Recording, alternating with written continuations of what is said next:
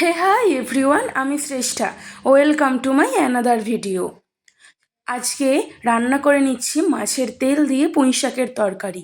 তো ভিডিওটি শুরু করার আগে আমাদের চ্যানেলটিকে সাবস্ক্রাইব করে পাশে থাকবেন।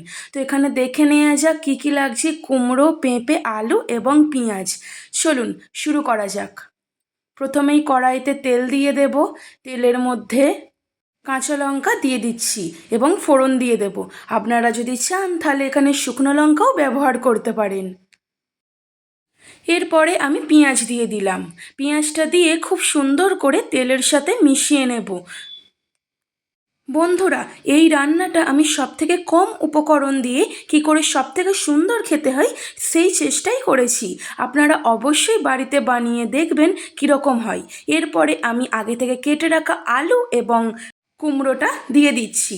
এরপরে পেঁয়াজের সাথে আলু এবং কুমড়োটাকে খুব ভালো করে মিশিয়ে নেব। এরপরে একে একে প্রয়োজনীয় মশলা, যেমন ফার্স্টেই আমি হলুদ গুঁড়ো দিয়ে দিয়েছি।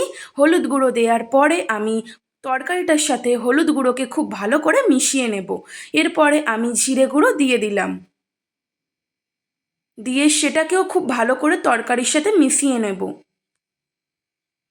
এরপরে আমি সামান্য জল দিলাম, দিয়ে সেটাকে মিশিয়ে নেব। বন্ধুরা, এটা সব থেকে কম সময়ের মধ্যে তৈরি একটা রেসিপি। এটা স্কুলের 5-এর ছেলেমেয়েরাও রান্না করতে পারবে যদি বাড়িতে কেউ একা থাকে। একটু জলটা ফুটতে শুরু করলে আগে থেকে মাছের তেলটা করে রাখা আমি সেটা দিয়ে দিলাম, দিয়ে মিশিয়ে নেব তরকারির সাথে খুব ভালো করে।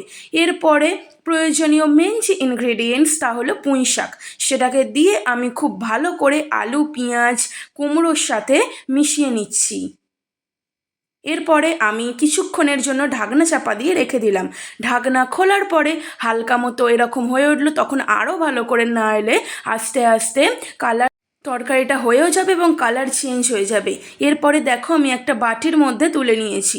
দেখছো দেখতে কত সুন্দর হয়েছে, খেতেও দুর্দান্ত হয়েছিল। আপনারা অবশ্যই বাড়িতে একবার ট্রাই করে দেখতে পারেন। ভিডিওটি কেমন হয়েছে অবশ্যই জানাবেন। ধন্যবাদ।